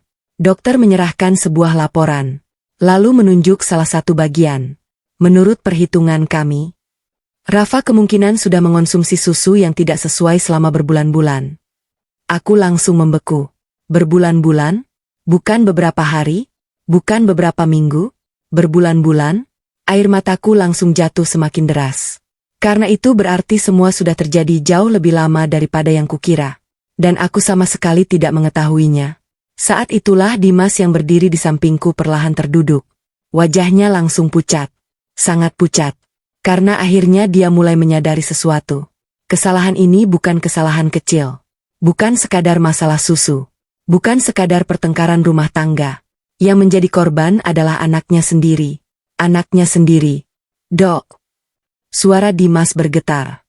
Apakah ini karena susu kental manis itu? Dokter menatapnya. Lalu menjawab dengan hati-hati. Kami tidak bisa menyimpulkan satu penyebab tanpa pemeriksaan lebih lanjut. Tapi pola yang kami temukan sangat mengkhawatirkan. Wajah Dimas langsung hancur. Dan untuk pertama kalinya, aku melihat air mata di matanya. Saat itulah ponselnya berdering. Dimas melihat layar. Lalu wajahnya semakin pucat. Sangat pucat. Mas? Tanyaku.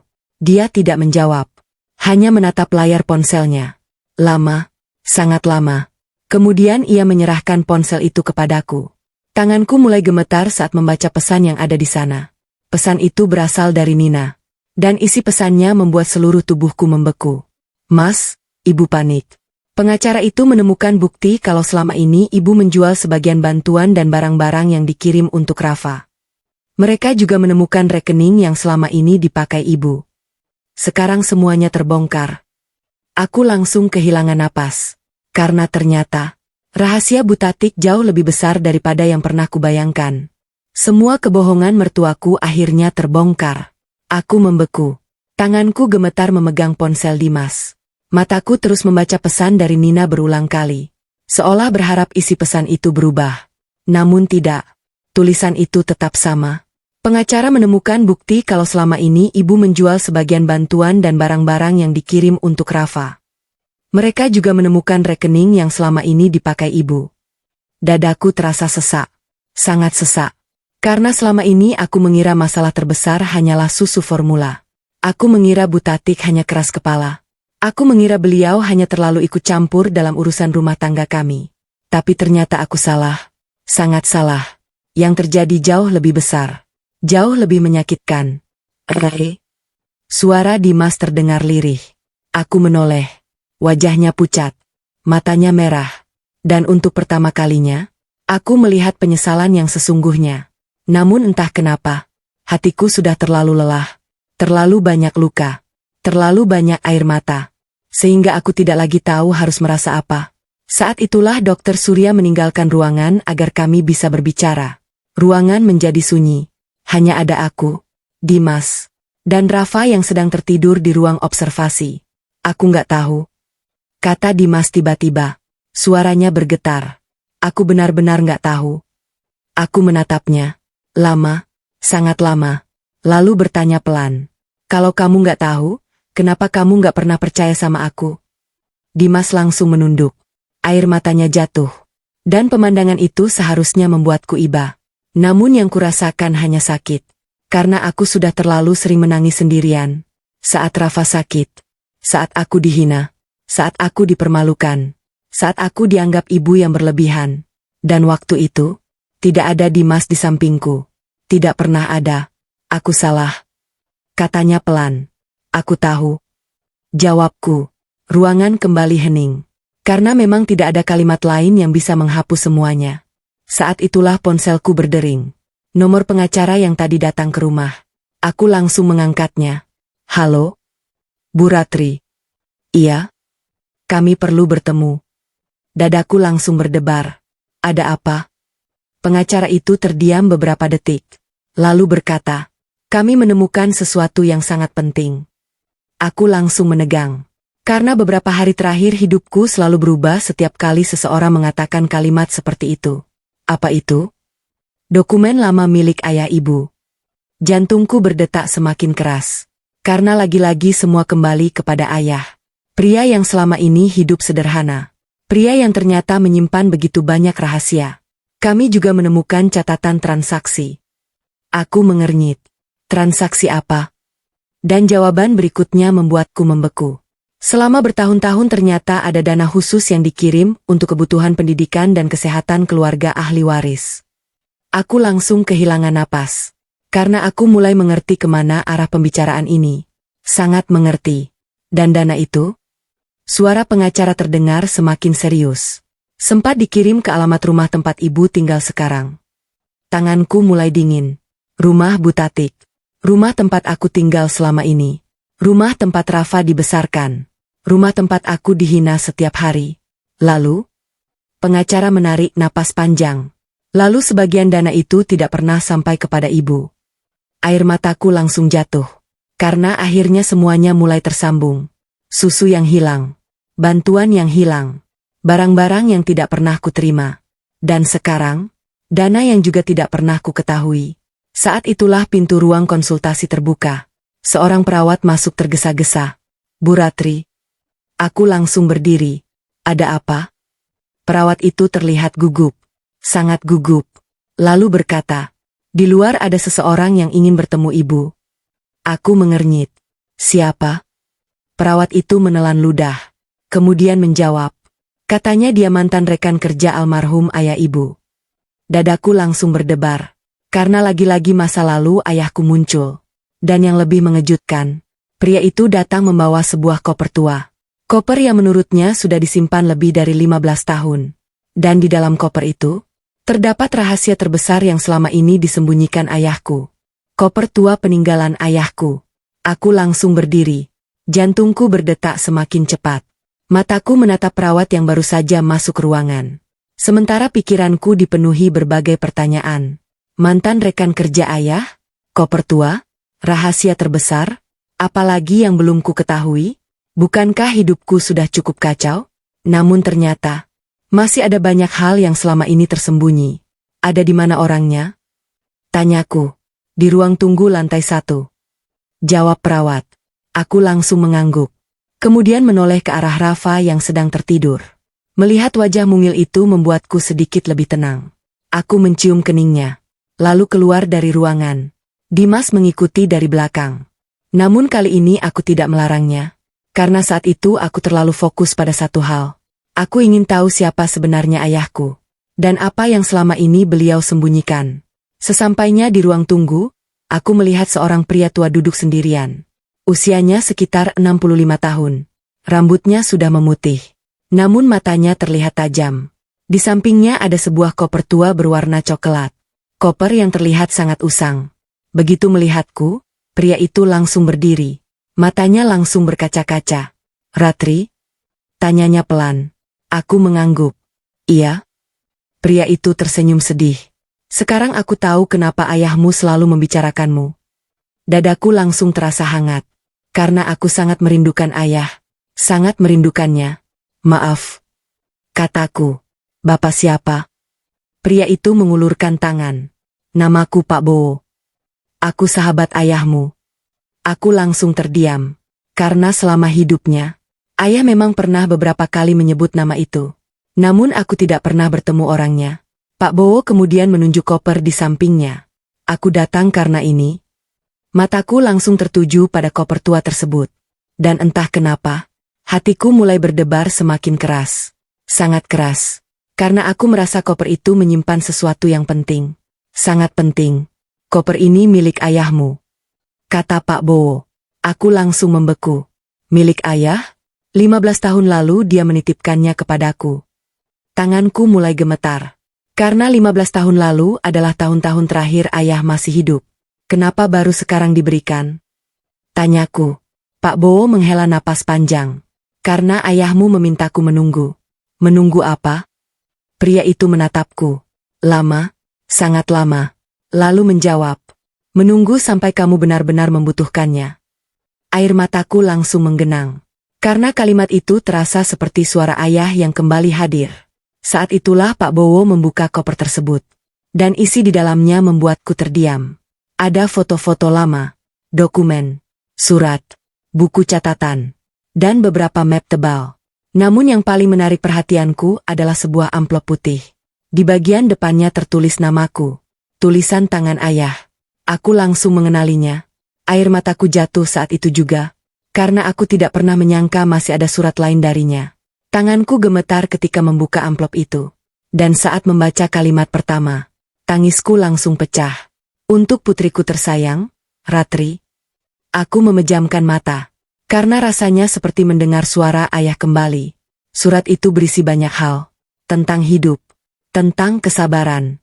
Tentang perjuangan. Dan tentang alasan kenapa beliau memilih meninggalkan keluarga besarnya. Namun satu bagian membuat seluruh tubuhku membeku. Karena ayah menulis sesuatu yang tidak pernah ku ketahui. Kalau suatu hari mereka menemukanmu, jangan membenci mereka semua. Tidak semua orang dalam keluarga kita jahat. Aku langsung berhenti membaca. Karena air mataku terlalu deras. Saat itulah Pak Bowo menyerahkan sebuah buku catatan tua. Ini yang paling penting. Katanya, apa ini? Buku harian ayahmu. Jantungku langsung berdebar. Karena aku tahu, disitulah semua jawaban berada. Aku membuka halaman pertama. Membaca beberapa baris tulisan. Dan dalam hitungan detik, wajahku langsung pucat. Karena ternyata selama bertahun-tahun, ayah sudah mengetahui bahwa seseorang diam-diam mengambil hak keluarganya. Dan orang itu memiliki hubungan langsung dengan keluarga suamiku. Akhirnya aku berhenti mengalah. Dan orang itu memiliki hubungan langsung dengan keluarga suamiku. Aku langsung membeku. Tanganku gemetar memegang buku harian ayah. Mataku terus membaca kalimat yang sama berulang kali. Seolah berharap aku salah membacanya. Namun tidak. Tulisan itu tetap sama. Dadaku terasa sesak. Karena selama ini aku mengira semua penderitaanku dimulai setelah menikah dengan Dimas. Ternyata akar masalahnya jauh lebih dalam. Jauh lebih lama. Jauh sebelum aku mengenal suamiku. Jauh sebelum Rafa lahir. Aku menarik napas panjang. Lalu kembali membaca halaman berikutnya. Tulisan tangan ayah memenuhi setiap lembar. Beliau menceritakan bagaimana sebagian aset keluarga menghilang bertahun-tahun lalu. Bagaimana beberapa orang memanfaatkan konflik keluarga untuk mengambil keuntungan. Dan bagaimana beliau memilih pergi daripada ikut berebut harta. Namun ada satu bagian yang membuatku langsung menangis. Aku tidak takut kehilangan uang. Aku hanya takut putriku tumbuh di tengah orang-orang yang menjual hati nuraninya demi harta. Air mataku jatuh mengenai halaman buku. Karena selama bertahun-tahun, ayah ternyata berusaha melindungiku. Bahkan setelah beliau meninggal. Saat itulah Pak Bowo menunjuk satu map terakhir. Ratri. Iya Pak. Itu yang paling penting. Tanganku langsung membuka map tersebut. Dan isi di dalamnya membuat napasku tercekat. Ada fotokopi rekening. Bukti transfer. Catatan penerimaan bantuan keluarga. Dan beberapa tanda tangan. Aku membaca satu persatu. Semakin lama membaca, semakin dingin tubuhku. Karena nama yang muncul berulang kali sangat kukenal. Bu Tatik, mertuaku. Air mataku langsung berhenti. Digantikan rasa tidak percaya. Karena ternyata selama bertahun-tahun, ada bantuan yang dikirim atas namaku. Ada bantuan kesehatan. Ada bantuan pendidikan. Ada bantuan keluarga. Namun aku tidak pernah menerimanya. Tidak pernah. Dan berdasarkan dokumen itu, semuanya dialihkan. Semuanya diterima oleh orang lain. Orang yang selama ini tinggal serumah denganku. Orang yang setiap hari menyebutku pemboros. Orang yang mengambil susu anakku. Orang yang membuat hidupku menderita. Bu Tatik. Aku memejamkan mata. Lalu menangis. Bukan karena sedih. Melainkan karena akhirnya aku mengetahui kebenaran. Kebenaran yang selama ini tersembunyi. Saat itulah Dimas yang sejak tadi diam akhirnya berbicara. Rare. Aku menoleh. Wajahnya hancur. Benar-benar hancur. Dia juga sudah membaca sebagian dokumen itu. Dan akhirnya dia melihat semuanya sendiri. Aku nggak tahu. Katanya lirih.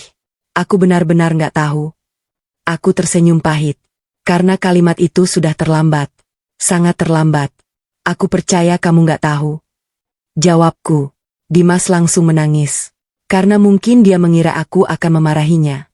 Namun kenyataannya tidak. Aku sudah terlalu lelah untuk marah. Yang tersisa hanya kecewa. Kecewa yang sangat dalam. Saat itulah ponselnya berdering. Nama Bu Tatik muncul di layar. Dimas langsung mengangkatnya. Dan wajahnya berubah pucat dalam hitungan detik. Apa? Teriaknya. Aku langsung berdiri. Jantungku kembali berdebar. Ada apa? Dimas menatapku dengan mata membelalak. Ibu? Ada apa dengan ibu? Ibu dibawa ke rumah sakit. Aku membeku. Karena beberapa detik lalu aku masih dipenuhi kemarahan. Namun mendengar kabar itu, hatiku tetap terkejut. Ternyata Bu Tatik mengalami tekanan darah sangat tinggi setelah semua rahasianya terbongkar. Beliau pingsan di rumah. Dan sekarang sedang dirawat. Malam itu aku pergi ke rumah sakit. Bukan sebagai menantu. Bukan karena kewajiban. Melainkan karena aku ingin menutup semua luka ini dengan cara yang benar. Saat masuk ke ruang perawatan, aku melihat Bu Tatik terbaring lemah. Wanita yang selama ini begitu keras, begitu galak, begitu suka mengatur hidup orang lain. Kini terlihat rapuh, sangat rapuh. Begitu melihatku, air matanya langsung jatuh. Ratri? Aku berdiri diam, tidak mendekat, tidak juga pergi. Kamu sudah tahu semuanya ya? Aku mengangguk. Dan untuk pertama kalinya, Bu Tatik menangis tanpa membela diri. Tanpa alasan, tanpa kemarahan. Aku salah. Katanya, air matanya terus mengalir. Aku iri padamu. Aku langsung terdiam. Karena itu adalah pengakuan yang tidak pernah kuduga. Iri? Bu Tatik mengangguk. Ayahmu tetap memilihmu daripada semua harta. Aku tidak pernah punya itu. Tangisku perlahan jatuh. Karena untuk pertama kalinya, aku melihat manusia di balik semua kebenciannya. Namun saat itulah aku mengambil keputusan terbesar dalam hidupku. Keputusan yang akan mengubah nasib semua orang. Keputusan untuk pergi. Pergi membawa Rafa. Pergi meninggalkan rumah yang penuh luka. Dan kali ini, tidak ada seorang pun yang bisa menghentikanku. Aku memilih pergi, dan mereka baru menyadari kehilangannya.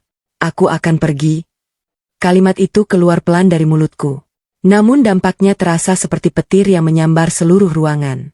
Bu Tatik langsung membeku di atas ranjang rumah sakit. Dimas yang berdiri di dekat pintu juga terdiam. Tidak ada yang berbicara. Tidak ada yang bergerak. Seolah mereka tidak percaya dengan apa yang baru saja mereka dengar. Aku menatap mereka satu persatu. Lalu memeluk Rafa yang tertidur di pelukanku. Anakku. Alasan terbesar kenapa aku bertahan selama ini. Dan alasan terbesar kenapa aku akhirnya memilih pergi. Ratri. Suara Bu Tatik bergetar.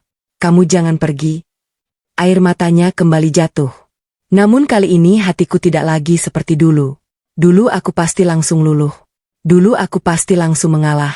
Dulu aku pasti kembali memikirkan perasaan semua orang selain diriku sendiri. Tapi sekarang berbeda. Karena selama ini yang terluka bukan hanya aku. Rafa juga terluka. Anakku juga menjadi korban. Dan sebagai ibu, aku tidak bisa membiarkan itu terjadi lagi. Aku sudah terlalu lama bertahan, Bu. Kataku pelan. Dan selama itu juga saya terus berharap semuanya berubah. Tangisku perlahan jatuh. Tapi yang berubah hanya luka saya yang semakin banyak. Bu Tatik menutup wajahnya. Tangisnya pecah. Benar-benar pecah. Aku salah. Katanya berulang kali. Aku salah. Namun untuk pertama kalinya, aku sadar bahwa penyesalan tidak selalu bisa memperbaiki semuanya. Karena ada luka yang sudah terlalu dalam. Ada kepercayaan yang sudah terlalu hancur. Dan ada masa yang tidak bisa diputar kembali. Saat itulah Dimas maju beberapa langkah. Matanya merah. Wajahnya penuh penyesalan. Oke. Aku menoleh. Jangan pergi. Dadaku terasa sesak. Karena dulu aku selalu menunggu kalimat itu. Dulu aku selalu berharap dia memilihku. Memilih keluarganya. Memilih anaknya. Namun sekarang, kalimat itu datang terlambat. Sangat terlambat. Aku minta maaf. Katanya sambil menangis. Aku gagal jadi suami. Aku gagal jadi ayah. Air mataku kembali jatuh. Karena kali ini aku percaya dia tulus. Sangat tulus. Namun ketulusan yang datang setelah semuanya hancur tidak selalu cukup untuk memperbaiki keadaan. Aku tahu. Jawabku pelan. Dimas langsung menunduk. Tangisnya semakin keras. Dan untuk pertama kalinya sejak kami menikah, aku melihat dia benar-benar hancur. Bukan karena kehilangan uang. Bukan karena kehilangan rumah. Melainkan karena kehilangan keluarganya. Malam itu aku pulang ke rumah. Bukan untuk tinggal. Melainkan untuk mengemas barang-barangku. Setiap sudut rumah menyimpan kenangan. Kenangan baik. Kenangan buruk. Dan terlalu banyak air mata. Aku memasukkan pakaian Rafa ke dalam koper. Mainan kecilnya. Selimut favoritnya. Botol susunya. Semua yang kubutuhkan. Saat sedang membereskan kamar, aku melihat foto keluarga yang tergantung di dinding. Foto yang diambil saat Rafa baru lahir. Di sana ada aku, ada Dimas, ada Bu Tatik, dan ada Rafa. Aku menatap foto itu cukup lama, lalu perlahan menurunkannya. Karena aku tahu, besok semuanya tidak akan sama lagi. Keesokan paginya aku membawa Rafa pergi. Dan saat keluar dari rumah, Bu Tatik berdiri di teras. Wajahnya sembab. Matanya bengkak karena menangis semalaman. Sedangkan Dimas berdiri di belakangnya. Tidak lagi mencoba menghentikanku. Mungkin karena akhirnya dia sadar bahwa beberapa keputusan memang harus diterima. Meski sangat menyakitkan. Saat aku hendak masuk ke mobil, Bu Tatik tiba-tiba memanggilku. Ratri. Aku menoleh. Beliau berjalan mendekat dengan langkah gemetar. Lalu berlutut di depanku. Aku langsung terkejut. Bu. Namun beliau menangis sambil memegang tanganku. Maafkan saya. Air mata langsung jatuh dari mataku. Karena selama bertahun-tahun, aku tidak pernah membayangkan akan melihat pemandangan seperti ini. Saya sudah menyakiti kamu. Saya sudah menyakiti Rafa. Saya sudah menghancurkan keluarga sendiri. Tangisnya semakin keras. Dan seluruh tetangga yang melihat kejadian itu hanya terdiam. Karena mereka tahu. Ini bukan lagi soal pertengkaran rumah tangga. Ini adalah penyesalan yang datang saat semuanya sudah terlambat. Aku perlahan membantu Bu Tatik berdiri, lalu berkata pelan. Saya memaafkan ibu. Beliau langsung menangis semakin keras. Tapi saya tidak bisa tinggal lagi. Kalimat itu membuatnya kembali terdiam. Karena akhirnya beliau mengerti. Memaafkan bukan berarti kembali. Memaafkan bukan berarti melupakan. Dan memaafkan bukan berarti luka itu tidak pernah ada. Aku masuk ke mobil. Memeluk Rafa. Lalu pergi meninggalkan rumah itu. Sementara di kaca belakang, aku melihat Dimas menangis untuk pertama kalinya tanpa bisa melakukan apapun. Dan saat itulah aku sadar. Karma tidak selalu berupa hukuman. Kadang karma adalah kehilangan sesuatu yang paling berharga ketika semuanya sudah terlambat. Akhirnya aku memilih diriku sendiri. Mobil yang kutumpangi perlahan menjauh dari rumah itu. Rumah yang selama bertahun-tahun menjadi tempatku menangis diam-diam. Rumah yang menjadi saksi bagaimana aku berusaha menjadi istri yang baik. Menjadi menantu yang sabar. Menjadi ibu yang kuat. Namun pada akhirnya, rumah itu juga menjadi tempat aku belajar bahwa tidak semua pengorbanan akan dihargai. Aku memeluk Rafa yang tertidur di kursi bayi. Wajah kecilnya terlihat jauh lebih tenang. Dan untuk pertama kalinya setelah sekian lama, dadaku terasa sedikit lega. Karena aku tahu, aku telah mengambil keputusan yang benar. Keputusan yang mungkin menyakitkan. Namun perlu. Sangat perlu. Beberapa minggu kemudian, aku dan Rafa tinggal di sebuah rumah sederhana yang disiapkan keluarga ayahku. Tidak mewah. Tidak besar. Namun penuh ketenangan. Tidak ada bentakan. Tidak ada hinaan. Tidak ada orang yang menganggap kesehatan anakku sebagai pemborosan. Dan hal itu lebih berharga daripada apapun. Perlahan kondisi Rafa mulai membaik. Tangisnya berkurang. Perutnya tidak lagi kembung. Tidurnya lebih nyenyak. Berat badannya mulai naik. Setiap kali melihat perkembangannya, aku selalu menangis haru. Karena anakku akhirnya mendapatkan apa yang seharusnya dia dapatkan sejak awal. Kasih sayang, perhatian, dan perlindungan. Sementara itu proses penyelidikan mengenai bantuan keluarga yang selama ini disalahgunakan terus berjalan. Bukti-bukti yang ditemukan terlalu banyak. Terlalu jelas. Tidak bisa dibantah lagi. Bu Tatik akhirnya mengakui semuanya. Beliau mengaku mengambil sebagian bantuan yang dikirim atas namaku. Beliau juga mengakui beberapa kali menjual barang-barang yang sebenarnya diperuntukkan untuk kebutuhan Rafa. Alasannya sederhana. Keserakahan. Dan rasa iri yang dipelihara terlalu lama. Saat mendengar pengakuan itu, aku tidak marah. Aku hanya sedih.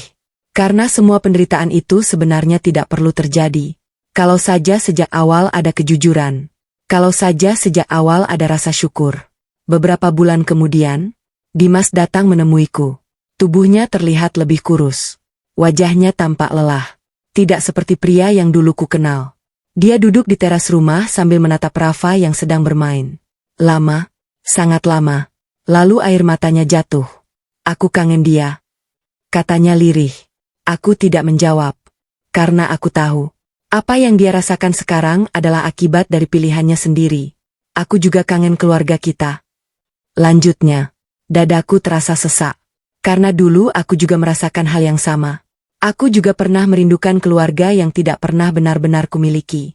Aku tahu. Jawabku pelan. Dimas menunduk. Aku menyesal. Aku mengangguk. Karena aku percaya. Dia memang menyesal. Sangat menyesal. Namun ada satu hal yang akhirnya kupahami. Penyesalan tidak selalu berarti kesempatan kedua. Kadang penyesalan hanya menjadi pelajaran agar seseorang tidak mengulangi kesalahan yang sama.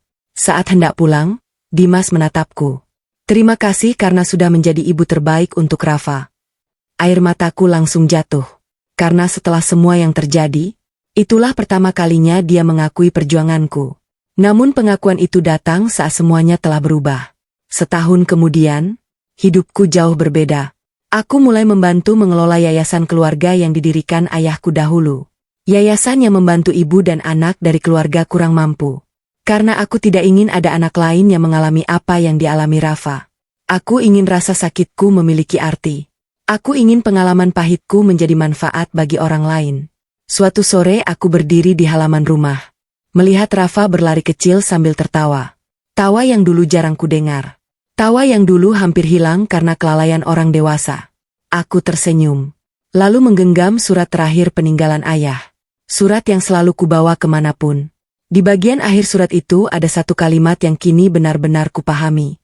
Jangan pernah mengorbankan dirimu demi orang yang tidak menghargai hatimu. Air mataku jatuh. Namun kali ini bukan karena sedih, melainkan karena bahagia. Karena akhirnya aku berhasil melakukannya. Aku memilih anakku. Aku memilih masa depanku. Dan yang terpenting, aku memilih diriku sendiri. Kalau kalian jadi aku, apakah kalian akan memberikan kesempatan kedua kepada Dimas? Menurut kalian, apakah Ratri terlalu sabar selama ini? Tulis pendapat kalian di kolom komentar. Jika kalian menyukai cerita ini, jangan lupa tekan tombol like, subscribe, dan aktifkan lonceng notifikasi agar tidak ketinggalan kisah-kisah penuh emosi lainnya dari channel Air Mata Menantu. Terima kasih sudah menonton sampai akhir. Sampai jumpa di kisah berikutnya.